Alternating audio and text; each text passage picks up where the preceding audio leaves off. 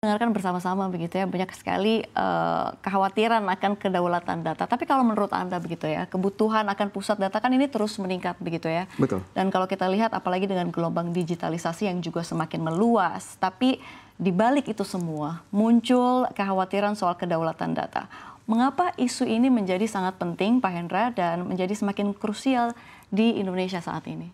Menarik Mbak Safria. Jadi kalau saya lihat memang sekarang ini sudah masif sekali terjadi transformasi digital, baik itu di private maupun di public sector ya. Tadi seperti yang di introduction disampaikan bahwa sudah lebih dari 77% penduduk Indonesia sudah menggunakan internet, memiliki akses terhadap internet.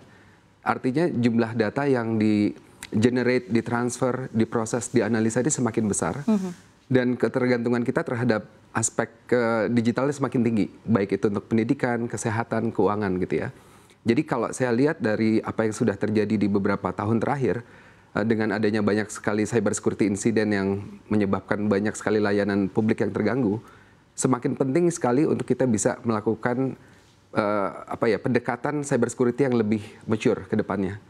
Oke, baik. Tapi kalau kita lihat begitu ya dalam realitanya begitu ya Pak Hendra ya, kita kan tahu sekali memang banyak sekali tantangan begitu ya khususnya untuk di Indonesia sendiri, termasuk dengan masuknya juga pemain-pemain global itu menjadi saingan juga untuk pemain di Indonesia begitu. Menurut ID Pro ini kalau kita lihat apa tantangan terbesar dalam memastikan data strategis tapi tetap tersimpan dan juga dikelola di dalam negeri, Pak Hendra? Ya, jadi kalau saya lihat sudah ada satu platform yang sangat baik yang dikeluarkan oleh regulator, yaitu UU PDP, Undang-Undang Perlindungan Data Pribadi yang keluar di tahun 2022. Jadi di situ memang saya lihat aspek yang terkait dengan kejadian kebocoran data, dampak hukumannya lebih tinggi ya dibanding sebelum-sebelumnya. Jadi sebagai gambaran sedikit backtrack, kita sebenarnya dulu sudah ada PP 82 2012 dari Kominfo yang spesifik di pasal 17 ayat 2-nya menyampaikan bahwa seluruh perusahaan yang menyediakan layanan publik di Indonesia harus memiliki data center dan disaster recovery center juga di Indonesia. Nah, kemudian regulasi ini direlaksasi menjadi PP 71 2019, di mana data privatnya masih boleh ditempatkan di luar negeri gitu ya. Nah, jadi saat itu di 2019 belum ada Undang-Undang Perlindungan Data Pribadi. Jadi kami dari ID Pro menyuarakan keprihatinan kami dan menyampaikan bahwa sebenarnya harusnya ada UU PDP dulu. Dan kita bersyukur sudah ada UU PDP. Tapi memang spesifik di pasal 58-nya itu harus ada kelembagaan yang mengawasi seluruh oversighting dari sisi kebocoran data ini atau perlindungan data pribadi ini. Nah, kelembagaan ini belum ada, Mbak. Jadi saya lihat data strategis memang harusnya ada di Indonesia karena memang kalau kita lihat data ini adalah bahan baku utama untuk digital ecosystem ya atau digital economy. Jadi dengan adanya era AI, era IoT maupun era yang berkaitan dengan cloud computing, jumlah data yang sekarang ada di Indonesia sangat besar. Bahkan internet traffic kita sudah mencapai 14 terabit per second. Terbesar di kawasan gitu ya. Terbesar di kawasan. Tapi kalau misalkan bicara soal tantangan gitu ya, bagaimana kesiapan infrastruktur pusat data nasional dalam menghadapi lonjakan kebutuhan begitu ya, akibat adanya AI, cloud, dan juga big data? Ya, ini menarik Mbak. Karena biasanya di bawah tahun 2020 itu rata-rata anggota ID Pro hanya melakukan desain untuk satu rak itu tidak lebih dari 8-10 kW per rak. Dengan adanya AI server ini memang terjadi lonjakan yang sangat besar untuk kebutuhan listrik per raknya. Jadi bahkan kalau kita bicara NVIDIA H100, H200 ya, itu per raknya bisa mencapai 32 kW. Atau kita kalau bicara terkait dengan Blackwell server, itu yang GB200 atau GB300, itu bisa 135.000 watt, 135 kW per rak. Artinya industri AI ini akan sangat power hungry dan Indonesia ini memang harus bersiap-siap diri untuk bisa menjadikan industrinya AI ready saat ini. Nah, inisiatif yang sudah dilakukan oleh banyak anggota ID Pro sudah kita bisa lihat langsung. Jadi sudah banyak yang menggunakan containment solution atau mengganti sistem coolingnya dengan liquid cooled sudah mulai terjadi. Dan yang harus kita coba explore sebenarnya Mbak, di Indonesia ini potensi untuk renewable energy-nya besar sekali. Baik itu dari geothermal, baik itu dari solar farm, bahkan tidal wave ya. Wind turbine bahkan BlackRock dan inisiatif Vena Energy sudah lakukan di Jeneponto, di Sulawesi bagian selatan. Dan ini sebenarnya harusnya menjadi daya tarik untuk para investor data center asing masuk ke Indonesia. Baru kemarin kita baca berita yang sangat baik, ada investment $2,8 billion dilakukan oleh Damak Investment Property dari Dubai.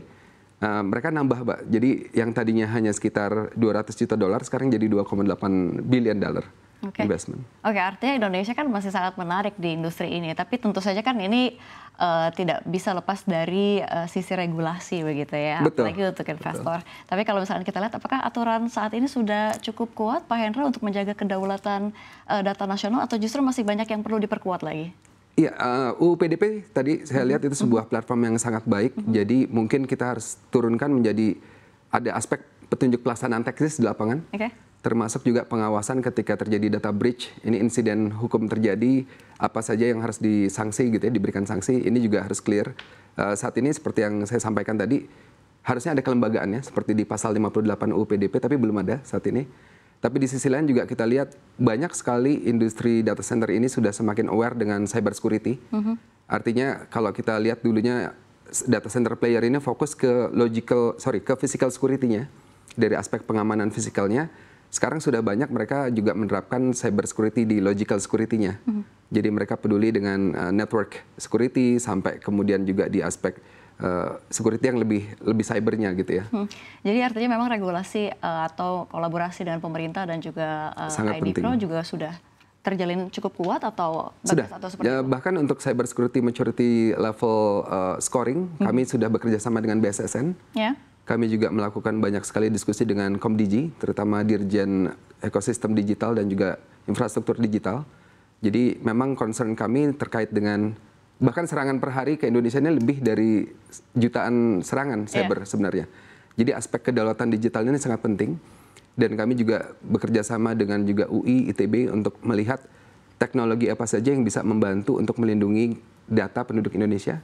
Termasuk dari sisi virtualisasi teknologinya ya. Jadi ada satu company Indonesia, Desktop IP, yang sudah membuat teknologi virtualisasi. Jadi ini sangat penting sebenarnya. Oke, jadi sebenarnya kalau misalnya dilihat ID Pro nih memang cukup terlibat, cukup kuat begitu ya dalam menyusun, kalau kita lihat mengawal kebijakan yang mendukung pertumbuhan pesat di data nasional. Iya, kami mencoba untuk kedaulatan digital itu bisa terjadi dan pembangunan data centernya bisa sustainable. Jadi aspek green data center juga memang jadi concern kami, karena memang energy mix yang disuplai oleh saat ini PLN memang menjadi dominant player untuk energy provider.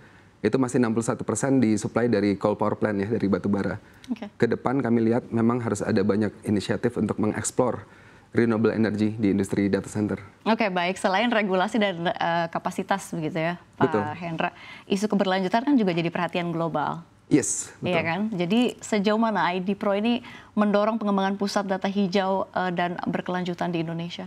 Iya, jadi memang di tahun 2022 kami bekerja sama dengan Masyarakat Konservasi Energi dan Efisiensi Indonesia dan juga Kementerian SDM, kami menelurkan Green Data Center White Paper.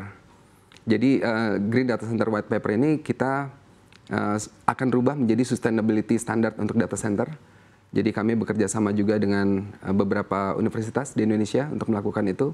Jadi kalau kita tidak hati-hati, Mbak, dalam konteks pembangunannya, potentially di tahun 2030 ini ada sekitar 2,3 gigawatt data center IT load capacity. Berapa besar, sorry? 2,3 gigawatt ya, dari beberapa data research company. Artinya kalau kita tidak hati-hati di pembangunannya, tidak sustainable, ini akan berdampak terhadap lingkungan yang kurang baik gitu ya.